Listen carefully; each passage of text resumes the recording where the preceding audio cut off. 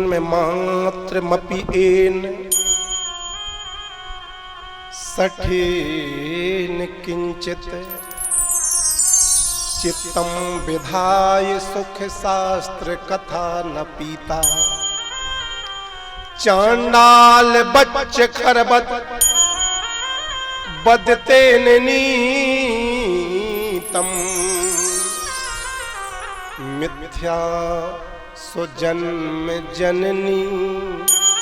जनि दुख भाजा। ईमान बा पाप कृतस्तु सर्वदा सदा दुराचार रता विमार्गगा। क्रोधाग्नि दग्धा कुटिलाश्च कामिना सप्ताह यज्ञेन कलौ पुनन्ति ते।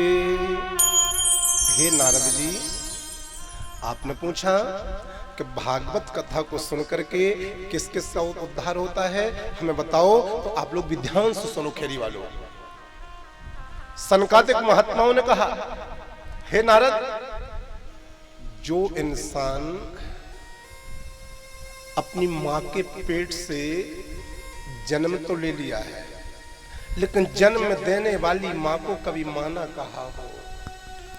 अपने पिता को कभी पिता ना कहा हो, जीवन पर्यंत अपने माता का अपने पिता का तिरस्कार किया हो, अपने माता पिता का अपमान किया हो, अपने माता पिता को दुत्कारा हो, यदि ऐसा माता पिता का अपमान करने वाला व्यक्ति भी एक बार 7 दिन तक एक आसन पर बैठ करके श्रीमद् भागवत कथा को श्रवण कर लेता है, तो भागवत की कथा ऐसे पापी को भी पुण्य आत्मा बना देती है। जो इंसान कभी मंदिर ना गया हो, जो इंसान ने कभी संतों के चरणों को स्पर्श ना किया हो, जिस इंसान ने कभी ब्राह्मण देवताओं का पूजन वंदना ना किया हो, जो इंसान भगवान के मंदिर की आरती में कभी शामिल ना हुआ हो, जिस इंसान ने कभी भगवान के मंदिर के शंख की ध्वनि ना सुनी हो, जिस व्यक्ति ने कभी भगवान के मंदिर में गरुड़ घंट ना बजाया हो, यदि ऐसा व्यक्ति भी एक बार भगवान की भागवत कथा को श्रवण कर लेता है, तो ऐसा व्यक्ति भी भागवत कथा को सुन करके मुक्त हो जाता है। जिस इंसान ने पूरा जीवन पापाचार में लगाया हो, अत्याचार में लगाया हो, दुराचार में लगाया हो, व्यभिचार में लगाया हो, यदि ऐसा व्यक्ति भी श्रीमद् भागवत कथा को एक बार श्रवण कर लेता है, तो भागवत कथा ऐसे व्यक्ति को भी मोक्ष पद प्राप्त करा देती है। अरे ये तो छोड़ो, सुनो भागवत की महिमा। यदि शैलेश भैया किसी व्यक्ति ने अपना पूरा जीवन बुरे कामों में,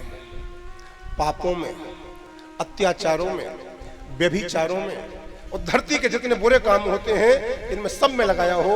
और बुरे काम करते करते वो व्यक्ति मर गया हो, और मरने के बाद में यदि वो प्रेत बन गया हो, वो प्रेत के रूप में रह करके भी यदि श्रीमद् भागवत कथा को श्रवण कर लिया हो, तो भागवत कथा की शक्ति है, भागवत कथा की महिमा है। यदि कोई प्रेत आत्मा भी भागवत को सुन लेता है, तो भागवत सुनने से प्रेत आत्मा भी मुक्त होकर के देवता बन जाती है। यह भागवत की महिमा है।